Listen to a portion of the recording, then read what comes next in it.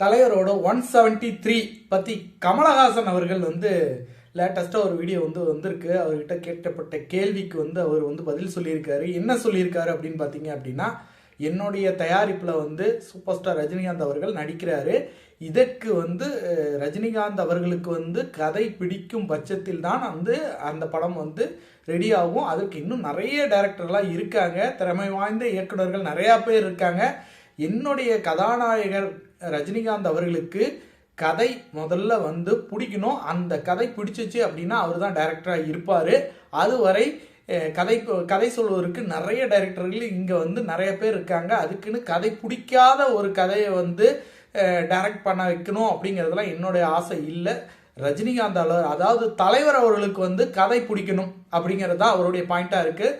ரஜினிகாந்த் அவர்களுக்கு அந்த கதை பிடிக்காத காரணத்தினால்தான் சுந்தர்சி அவர்கள் இந்த 173 விலகியிருக்காரு. இப்போ ரஜினிகாந்த் அவர்களுக்கு கதை நிறைய பேர் சொல்றதுக்கு தயாராக இருக்காங்க. 1 by 1 அவரும் கேட்டுட்டு தான் இருக்காரு.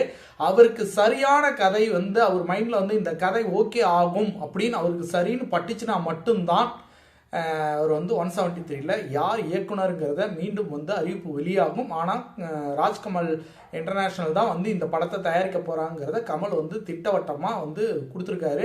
டைரக்டர் மட்டும் தான் மாற போகிறாங்க. கதை ரஜினிகாந்த் அவர்களுக்கு திருப்தியாக இல்லை, தலைவர் அவர்களுக்கு திருப்தியாக இல்லை அப்படிங்கிறது அவர் சொல்லியிருக்காரு.